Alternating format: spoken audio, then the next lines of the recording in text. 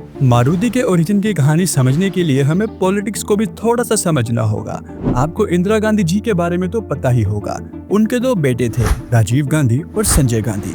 राजीव गांधी ने आगे चलकर पॉलिटिक्स से कंटिन्यू करी, लेकिन संजय गांधी जिनका इंटरेस्ट पॉलिटिक्स से हटकर थोड़ा सा ऑटोमोबाइल सेक्टर में था, संजय गांधी ने यूके में जाकर रोल्स रॉयल्स कंपनी में इंटर्नशिप करी, जहां उन्होंने 3 साल तक कंपनी में रहकर कार बनाने के सारे फंडामेंटल्स को बारीकी से समझा। और जब उनका इंटर्नशिप पीरियड खत्म हुआ तो इंडिया में वापस आकर उन्होंने जून 1971 में एक Indian indigenously made people car बनाने के लिए मारुति मोटर्स लिमिटेड नाम की कंपनी एस्टैब्लिश करी, जिसके Sanjay Gandhi first managing director भी थे। लेकिन यह पूरा प्रोजेक्ट लोगों में जल्दी हॉट डिस्कशन का टॉपिक बन गया। इसका रीजन तो पहला यह था कि संजय गांधी इंदिरा गांधी के बेटे थे, तो उन पर एलिगेशंस लगे कि कंपनी के पेपर वर्क पीएम के बेटे होने के कारण उन्होंने कुछ ज्यादा ही जल्दी क्लियर कर लिए थे। और ये मैन्युफैक्चरिंग लाइसेंस लेने के बाद उन्होंने गुड़गांव में 297 एकर्स ऑफ लैंड एक्वायर की, डिस्पाइट द फैक्ट कि इंडिया तब भी एक क्लोज इकोनॉमी था। और दूसरा कि उन्होंने एक बहुत बड़ा वादा कर दिया था कि इंडियंस के लिए इंडिया में ही वो एक ऐसी कार तैयार करेंगे जो इंडियंस के लिए अफोर्डेबल भी हो। और उस टाइम मारुति के कंपटीशन में एम्बेसडर और पद्मनी थी, जिसका प्राइस 1 लाख तक था। वहीं संजय गांधी इस कार को आधे से भी कम प्राइस पर लाना चाहते थे।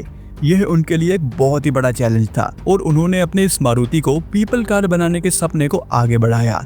लेकिन लैक ऑफ टेक्निकल एक्सपर्टीज होने के कारण उनका फर्स्ट प्रोटोटाइप ही 1972 में बना, जिसमें एक इंडियन मेड चैसी पर ट्रायम्फ मोटरसाइकिल का इंजन लगा दिया था। और ये प्रोटोटाइप बुरी तरह से फेल हो गया और फिजिबिलिटी टेस्ट में unsuitable for road use category में आया।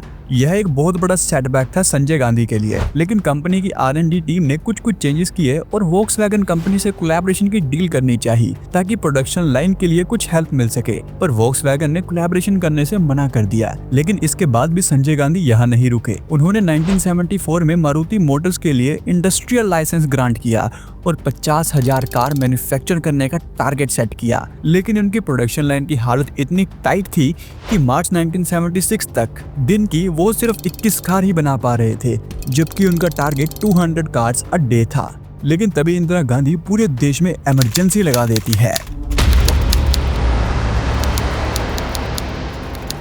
इमरजेंसी पीरियड के बाद 1977 में दोबारा इलेक्शंस होते हैं, जहां कांग्रेस बुरी तरह से हारती है। गवर्नमेंट चेंज और कोर्ट ऑर्डर्स के कारण मारुति को लिक्विडेटेड कर दिया जाता है और प्लांट पूरी तरह से बंद हो जाता है। और फिर 1980 में एक प्लेन क्रैश में संजय गांधी की डेथ हो जाती है और संजय गांधी के पीपल कार बनाने के सपने को फुल स्टॉप लग जाता है। लेकिन अब 1980 तक इंडिया में लाइसेंस राज शुरू हो गया था, जहां इंडियन गवर्नमेंट जानबूझकर इतने रूल्स रेगुलेशंस और परमिट बना देती है कि कोई भी न्यू कंपनी इंडिया में आने से डरती थी। इस सिस्टम में दूसरे ब्रांड्स जैसे हिंदुस्तान मोटर्स और प्रीमियर ऑटोमोबाइल्स ने अपना पूरा फोकस इनोवेशन पर से हटाकर परमिट्स और रेगुलेशंस पर शिफ्ट कर दिया और उनकी कार्स की इनोवेशन कई साल पीछे रह गई। लेकिन अब इंडियंस के पास बहुत ही लिमिटेड चॉइसेस थी। पहला हिंदुस्तान मोटर की एम्बेसडर, जिसमें 1956 का मॉरिस ऑक्सफोर्ड इंजन था। दूसरी प्रीमियर मोटर्स की पद्मनी, जिसमें 1953 फिएट 1100 सीसी इंजन था।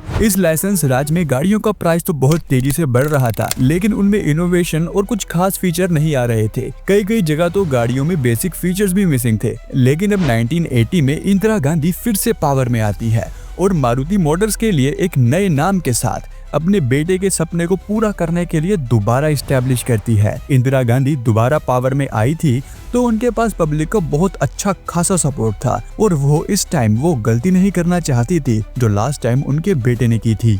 पब्लिक के साथ मारुति के इमोशंस जोड़ने के लिए उन्होंने मारुति को एक प्राइवेट एंटिटी ना बताकर एक नेशनल मिशन घोषित कर दिया और एक नए नाम के साथ फरवरी 1981 में मारुति उद्योग लिमिटेड कंपनी एस्टैब्लिश की। और लास्ट टाइम की तरह वो प्रोडक्शन लाइन में अटकना नहीं चाहती थी, तो उन्होंने फॉरेन प्लेयर्स को भी कोलैबोरेशन के लिए इनवाइट किया। पर दिक्कत कोलैबोरेशन की नहीं थी। मोस्टली कंपनीज का यह कहना था कि इंडिया में कार्स अभी भी एक लग्जरी आइटम है और बाकी कंपनीज इंडिया में पैसा इन्वेस्ट करने को डर रही थी। पर तभी जापानीज कंपनी सुजुकी के एग्जीक्यूटिव एक फ्लाइट में इंडियन गवर्नमेंट के आर्टिकल को पढ़ते हैं और उन्हें यह ऑफर काफी अच्छा भी लगता है। फिर 2 अक्टूबर 1982 में सुजुकी और मारुति उद्योग लिमिटेड के बीच एक हिस्टोरिकल डील साइन होती है, जो आगे चलकर इंडियन ऑटोमोबाइल सेक्टर में तहलका मचाने वाली थी।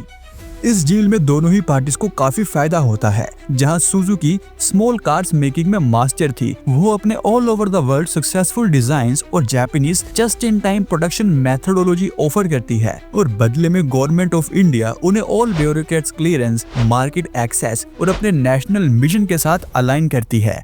यह कोलैबोरेशन एक ब्रिज बनता है एक क्लोज इकोनॉमी और इंटरनेशनल ऑटोमोबाइल जाइंट के बीच, जिसमें दोनों ही पार्टीज को काफी फायदा होने वाला होता है।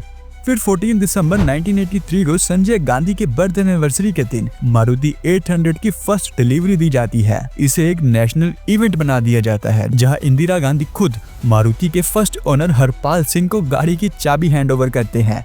हरपाल सिंह इंडियन एयरलाइंस के एक एम्प्लॉय थे, जो एक लकी ड्रॉ में यह गाड़ी के अलॉटमेंट को जीते थे। इस तरह हरपाल सिंह अपनी किस्मत के सहारे मारुति 800 के पहले ओनर बनते हैं। यह कार लॉन्च होने के साथ ही लोगों की पहली पसंद बन गई थी, जिसका पहला रीजन इसकी नेशनल लेवल पर पब्लिसिटी था और दूसरा इसका अग्रेसिव प्राइसिंग। मारुति 800 सिर्फ 47,500 रुपए में लॉन्च हुई थी, जबकि इसके कंपटीशन में एम्बेसडर इसके प्राइस से डबल प्राइस से भी ज्यादा में आते थे। इस कार ने इंडिया में पर्सनल मोबिलिटी को एकदम से चेंज करके रख दिया था। कई मिडिल क्लास फैमिलीज के लिए अब मारुति 800 पहली पसंद बन गई थी। कई फैमिलीज का तो ड्रीम था मारुति को ओन करने का। कॉम्पिटिटर्स के मुकाबले मारुति काफी अच्छे फीचर्स अपने कस्टमर्स को ऑफर कर रही थी। 796 सीसी के जापानीज इंजन और सिर्फ 620 केजी की बॉडी वेट के कारण यह कार 25 किलोमीटर तक की एवरेज दे रही थी, जबकि एम्बेसडर और पद्मिनी का प्राइस इस कार से डबल था और एवरेज भी 10-12 की ही थी।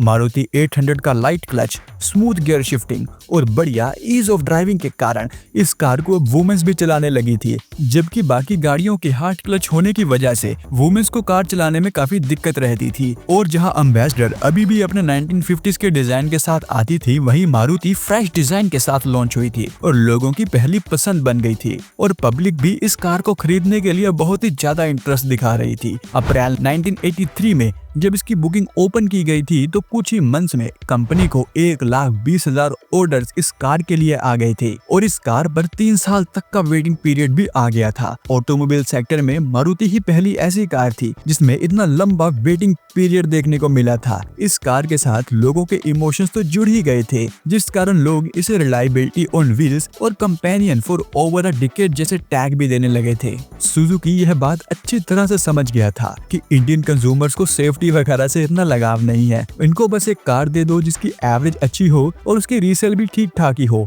और इंडियंस उस कार को धड़ाधड़ खरीदेंगे। और मारुति सुजुकी आज 2025 में भी इसी मेथोडोलॉजी के साथ इंडिया में कार्स लॉन्च करती है, जिनमें अगर सेफ्टी की बात करें तो ग्लोबल एनकैप सिर्फ 1 स्टार रेटिंग ही है। मारुति 800 में बेसिक सेफ्टी फीचर्स भी नहीं थे, लेकिन फिर भी लोग इस कार को परचेज किए जा रहे थे। 1983 में फर्स्ट कार बनाने से लेकर 2014 में लास्ट कार बनाने तक मारुति में कुछ ज्यादा मेजर चेंजेस नहीं आए। वहीं थोड़े बहुत कॉस्मेटिक चेंजेस करके मारुति इसे हर साल लॉन्च कर दिया करती थी, लेकिन कभी रोड्स की शान माने जाने वाली मारुति रोड से बिल्कुल ही गायब हो गई और कंपनी ने मारुति 800 को पूरी तरह से डिसकंटिन्यू करने का फैसला ले लिया। इसके डिसकंटिन्यूशन के कई रीजंस थे। पहला, 2000 तक मार्केट में होंडई और टाटा जैसी कंपनीज आ गई थी, जिनके फ्रेश और मॉडर्न कार डिजाइन कस्टमर को अट्रैक्ट करने लगे थे, जबकि मारुति 800 अभी भी वही अपने पुराने डिजाइन में आती थी। और मारुति सुजुकी ने ईयर 2000 में ऑल्टो को लॉन्च कर दिया था, जिसमें फ्रेश डिजाइन और मॉडर्न फीचर्स भी थे।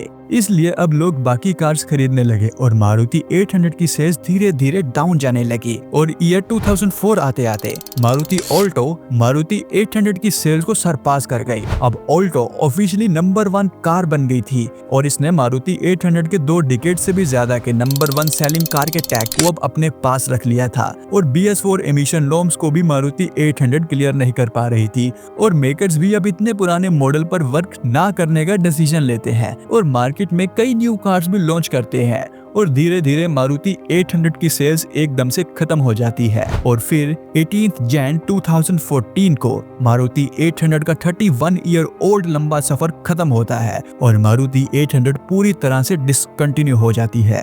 अपने 2 डिकेड से भी ज्यादा की डोमिनेंस में मारुति 800 की 2.6 मिलियन यूनिट सोल्ड हुई थी, डिसकंटिन्यूएशन के बाद भी लोग मारुति 800 को उतना ही प्यार करते हैं जितना उस टाइम में किया करते थे। वैसे तो इंडियन ऑटोमोबाइल सेक्टर अब काफी आगे बढ़ गया है, पर सेकंड हैंड कार मार्केट में इसकी जगह आज भी बनी हुई है, जहां आज भी हमें कई जगह मारुति 800 सेल परचेज होती देखी जाती है। उस टाइम में लोगों की यह पहली कार थी, तो लोग इसे अपनी यादें ताजा करने के लिए अब परचेज करते हैं। मारुति 800 इंडो जापानीज रिलेशन को एक ब्रिज देती है, जिस कारण दोनों ही नेशंस को काफी प्रॉफिट भी होता है। मारुति 800 एक कार नहीं बल्कि एक इमोशन थी, और हाँ, यह संजय गांधी के पीपल कार के ड्रीम को भी पूरा करती है। तो नेक्स्ट वीडियो में हम पहाड़ी लोगों की पहली पसंद और हिली एरिया की रानी माने जाने वाली लोड ऑल्टो के बारे में आपको बताएंगे, इसलिए बेल आइकन को प्रेस जरूर करें ताकि नेक्स्ट वीडियो का नोटिफिकेशन आप तक पहुंच सके।